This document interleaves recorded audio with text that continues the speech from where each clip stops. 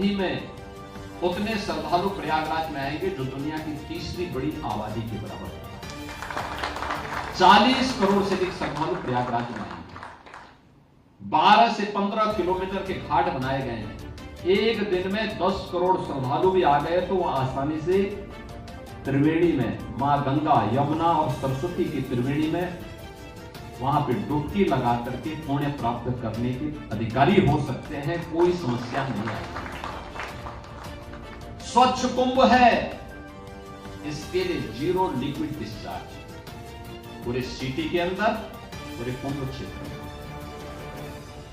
1.5 लाख से अधिक शौचालय बनाए गए हैं, लेकिन लिक्विड डिस्चार्ज एक से भी नहीं होता। जैसे कोई एयरपोर्ट का या किसी एरोप्लेन में आप जाते होंगे, उसमें वहां के टॉयलेट को देखते होंगे। यह व्यवस्था आपको कुंभ में उन 1.5 लाख शौचालयों में भी देखने को मिलेगी। बड़े पैमाने पर वहां पर श्रद्धालुओं जब होगा, 40 करोड़ से अधिक श्रद्धालु आएंगे। 10,000 से अधिक संस्थाओं को वहां पे भूमि आवंटन की कार्रवाई युद्ध स्तर पर की गई है। देश के और दुनिया का हर व्यक्ति प्रयागराज आने के लिए उत्सुक है और इस पूरे कार्यक्रम को पूरी भव्यता के साथ, पूरी दिव्यता के साथ एक डिजिटल कुंभ के रूप में प्रस्तुत करने के लिए प्रधानमंत्री मोदी जी की मार्गदर्शन में उत्तर प्रदेश सरकार पूरी प्रतिबद्धता के साथ आगे बढ़ रही है। कुंभ का डिजिटल मैप देखना हो आपको मिल जाएगा। कुंभ को स्वच्छता के मानक पे आपको परखना हो आपको पता लग जाएगा। कुंभ क्षेत्र में प्रवेश करेंगे ही तो आपका चित्र पहले ही हमारे सामने आ चुका होगा कि आप भी प्रवेश कर रहे हैं कुंभ में।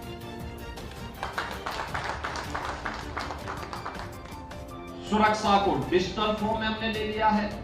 ट्रैफिक डिजिटल ट्रैफिक के रूप में देखने को मिलेगा। स्वच्छता, ट्रैफिक स्वच्छता का हो या फिर अन्य जितने भी कार्य हैं, डिजिटली वहां पर हम सबको देखने को प्राप्त होगा। और इसलिए इस सदी का एक कुंभ डिजिटल कुंभ के रूप में भी जाना जाएगा। हम आस्था और आधुनिकता के एक महासमागम के रूप में प्रयागराज कुंभ को तैयार कर चुके हैं। जब हम सुरक्षा की बात करते हैं और जब इस सम्मान की बात उसके साथ जोड़ते हैं, दो चीजें बहुत महत्वपूर्ण हैं। याद रखना, किसी भी सभ्य समाज के लिए सुरक्षा पहली प्राथमिकता होती है, पहली आवश्यकता होती है। उसके बगैर सभ्य समाज की परिकल्पना नहीं की जा सकती। एक समय रहा होगा जब सतयुग रहा होगा, स्वतःस्फूर्त भाव के साथ सब लोग धार्मिक मूल्यों और नैतिक मूल्यों के साथ जुड़े हुए थे। लेकिन समय के अनुरूप वातावरण बदलता गया और फिर व्यवस्था को नियंत्रित करने के लिए उस प्रकार की व्यवस्थाएं भी समय समय पर बनती रही, बिगड़ती रही। और आज हम स्वतंत्र भारत में रह रहे हैं तो स्वाभाविक रूप से स्वतंत्रता का एहसास हो, लेकिन हमारी स्वतंत्रता दूसरे की स्वतंत्रता में बाधा न बने, इसके लिए इस देश ने जब आजादी का एहसास और आजादी के पूर्व देश की एक संविधान सभा बनी और संविधान सभा ने भारत को एक संविधान दिया। बाबा साहब भीमराव अंबेडकर ने संविधान के शिल्पी के रूप में जो संविधान हमें दिया, इसके अनुसार सुरक्षा की पहली शर्त सुशासन है और उस सुशासन की स्थापना के लिए जो जवान दिन रात एक करके कार्य करते हैं, लगे रहते हैं, उनको सम्मान देना ये वास्तव में अपने राष्ट्रीय दायित्वों का निर्वहन करने जैसा है। और आज कार्य आईटीबी यहां पे कर रहा है। जिस प्रदेश में पहले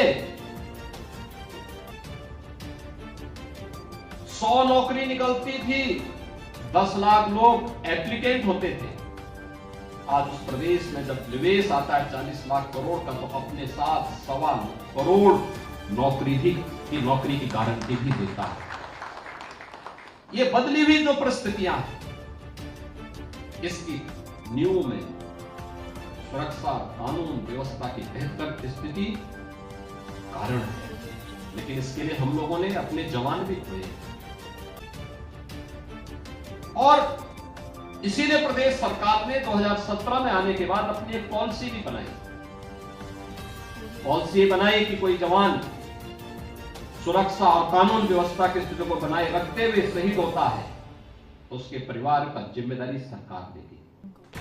और सेना हो, अर्धसेना हो या पुलिस बल के जवान हो, हमने इसके लिए तमाम रिफॉर्म किए। ट्रेनिंग के तरीकों को बदला, उसमें उनकी क्षमता को बढ़ाया, पुलिस के अवस्थापना सुविधाओं को हमने विस्तार किया। 1.5 लाख से अधिक पुलिस कार्मिकों के जो पद खाली पड़े हुए थे उनको भरने का काम किया। आज परिणाम है 2017 के पहले पुलिस भागती थी, अपराधी पीछे से दौड़ाता था। आज 17 के बाद अपराधी हाँफते हाँफते मर रहा है और पुलिस उसके और उसके आकाओं को सही जगह पहुंचाने का काम भी कर रही है। ये जो बदला हुआ स्वरूप है, यह नए भारत के, नए उत्तर प्रदेश की पहचान को दिखाता है, जहां सुरक्षा भी है, सम्मान भी है, अपनी पहचान भी है और इंफ्रास्ट्रक्चर के बड़े बड़े कार्य भी है।